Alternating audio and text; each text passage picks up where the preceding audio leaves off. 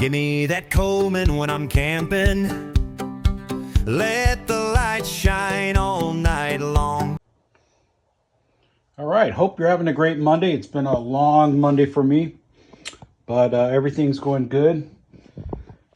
So we finished the front wheel bearings and brakes on the Porsche Cayenne. I still got to do the rear wheel bearings, but that is more in depth, and they're not making any noise right now, so we're going to save that for next month.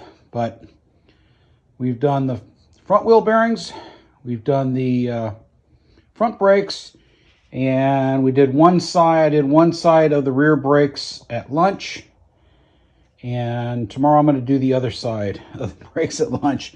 And then the next day I got to do the gear oil and the front and rear differentials and the transfer case. And so we're getting ready for a trip. So let's see here. So there's the old wheel bearings. Oh my God, those things were really rough. They're making a lot of noise. It's got 150,000 miles on it. So most definitely we're going to get those rear ones done. So they're sitting right here, ready to go, but it's a little bit of extra work there. So, but yeah, whenever I see this kind of stuff, I've been working really hard, so my body's kind of recovering. But after I was done with all that, I got a little opportunity to work on my lantern. So I had a bunch of stuff sitting in the citric acid solution. So let's see what we got here. So first off, this is the lantern, the one I've lit for you before, next to this guy right here. But the second one showed up, and I took its globe and moved it over to this unit. So we got one nice, complete, pretty one. This one, the paint's all good and all, but the decal's kind of scraped up and everything. I've got a O-ring kit that arrived. But two O-ring kits, because I expecting that both of these might be all, bent out of shape. But this one, everything's working perfect on it, so it's not going to mess with it. This one, the O-rings on the pump and everything are all gone. So we're going to go ahead and take care of that. So we got this apart. I hit it with the Dremel, kind of cleaned everything up a little bit. We're going to do a little bit more tomorrow. It's just kind of a quick cleanup and wash this all up. So my Nulite is, there's part of it. So it came out of citric acid solution, the components. They're all clean and put back together. I got to put a new pump leather in this one. But the check valve's working just fine. I don't have to do anything with that. This generator is just, well, that's the one actually for that unit right there. But this is the one that actually came out of the new one. This little bell thing is, this thing's, where'd it go? What is it stuck on? There it goes. So that's where that bell thing would have been. So Nulite's answer, like the quick light, was they had this little bell thing, and if you lit a match underneath it for like I don't know, for just a little bit or whatever, then you could light the thing up real easy. So that was like their version of the, what is it, the curly Q one, whatever those are called, that the Coleman had. But I'm going to put an R55 generator in the second Nulite. So the second Nulite, the one thing it had is it had a, its ventilator was missing the top piece right there. There's the ventilator from the first one. There's the second one. So originally, I said to myself, well, a 220E sort of has a similar type of, this one's a little bit wider, but sort of a similar shape. So I kind of said to myself, well, why don't I just get another 220E ventilator and take its top piece off to fix this one. So I actually did, and it arrived, but I said to myself, I actually put it onto the Nulite that the first one that I previously did as green, and I kind of like it. And be honest with you, it looked like it was going to be a pain to cut this thing off somehow and get it to adhere onto this thing and all. And I said, you know what? I really like the look of this. I kind of hate to mess up the ventilator anyway. I said, I'm just going to leave it on there because I like it. And it matches good and all. And it looks the part. And we're not perfect around here, so we're going to go with it. So that's what we're going to do. And then we're going to use the ventilator from that first one. And we're going to use it for the second Nulite. And the second Nulite, it's actually going this brown color here. So the font, and the collar have gone with with this brown, and then the cage. The cage has gone with a brown similar to that, but it's a high temperature. Like this is a high temperature. So I sprayed it. I got them sprayed. We soaked them in citric acid. We cleaned them with steel wool. 4/0 steel wool. Got that all cleaned up. Got them good and dry and sanded the font. Font was already missing all its chrome anyway. Got them painted up. So they're actually, let's see if we can take a walk here.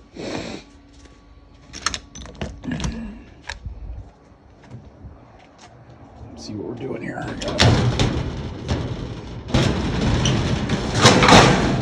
So yeah, so we got that sprayed up, came out real nice. And then where did I? Yeah, so there's the collar right there. I like the color, it looks nice. It's pretty. So yeah. Hopefully, we'll get go finish the pump. And then put everything together. But I am going to put a clear coat onto the font and the collar because they don't really take too much heat. And then we'll hopefully the next day after that we'll get them put together. But tomorrow we'll go and get this one all cleaned up. Maybe I can buy a new decal. I notice this one has this decal, but this one doesn't have that. So I'm going to look for a reproduction of this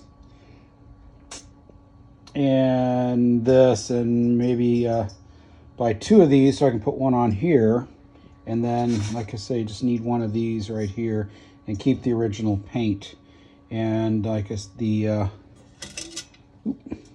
so the other bale is in the come on, the other bale is in the why is that like that? Anyway, the other bale is in the citric acid solution. Had a little bit of rust on there. One thing I did notice is that on both of these, that this area was bent in the exact same location. To be honest with you, it just didn't look like it was supposed to be like that. And that one I had straightened it out. And so I had done the same to this. I just don't think that was a factory option. It doesn't make any sense. I can't see any reason other than I can't see any reason. So anyway, they're both straightened out. So did a little body work on that one, got it straightened out. And so like I say, we're going to put this one back together tomorrow. The generator looks good. I didn't have to tear it apart. I'm not going to take it apart. Its little pricker works just fine. And I took the pump out of this one for a second, pumped this up, and it's blowing out of there, so it's all good. So we're going to fix the pump on, clean this up, fix the pump on this tomorrow. Put everything back together. The cage is in citric acid, so we'll get that out of there. And we're going to use the mesh globe on this one here. And like I say, this is the best set, so the glass goes to the best one. And that's where we're at. And then hopefully, like I say, we'll spray the font for the second Nulite with a little bit of clear coat on it and the collar. They can dry, and then the next day we can start putting them together and, like I say, get the pump together. But this thing was all plugged up. It had a bunch of like things plugging up the tube. The tube was totally plugged up. But I soaked this in citric acid, and when I rinsed it out, man, all kinds of junk came out. That's one thing. This one here, I just kind of washed it out and just cleaned everything out with kind of like a brush and some pipe cleaners and stuff.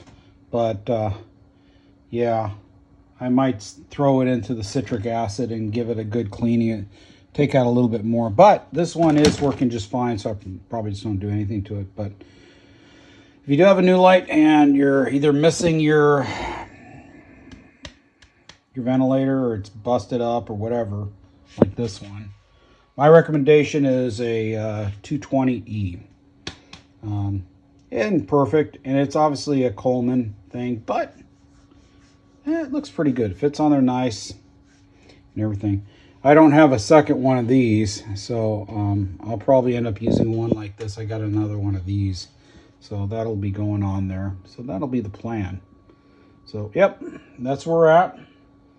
And I'll tell you, this doing those wheel bearings, that right there is a I did both of the front ones on Sunday. So that right there, I made myself $2,000 right there on that project right there. I think, boy, the card ride's real smooth with those new bearings. And this last Friday, I took it down and had them balance and rotate those tires for me. But yeah, you know, it's expensive on cars now, these things. But if I did all of those wheel bearings, that's $4,000. So it's like, even though I bought a few tools, still came out ahead on that one. So anyway, God bless you all, and hopefully we'll be lighting something up tomorrow. All right, take care.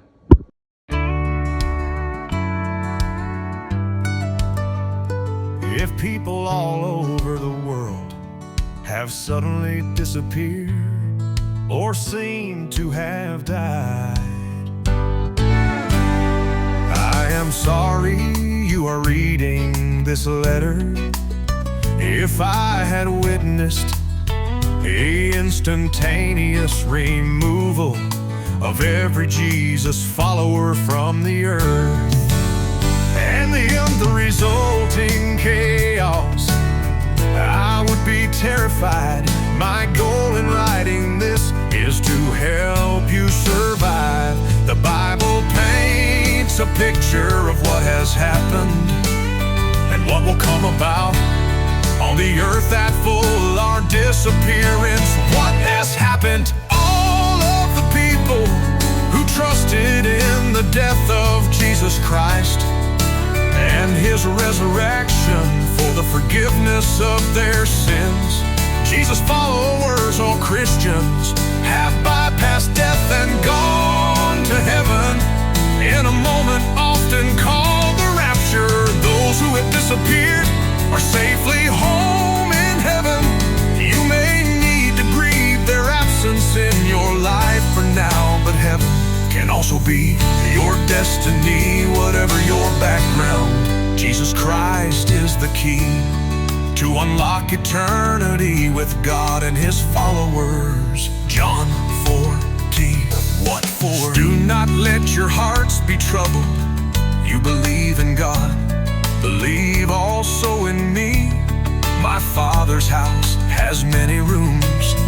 If that were not so, would I have told you that I am going there to prepare a place for you? And if I go and prepare a place for you, I will come back and take you to be with me, so that you also may be where I am.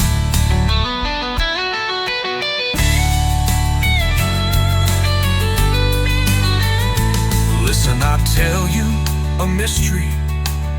We will not all sleep, but we will all be changed in a flash, in the twinkling of an eye, at the last trumpet. For the trumpet will sound, the dead will be raised imperishable, and we will be changed.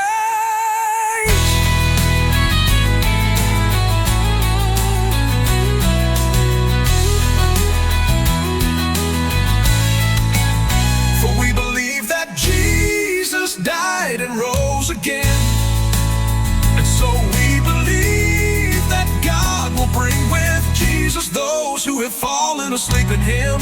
15 according to the Lord's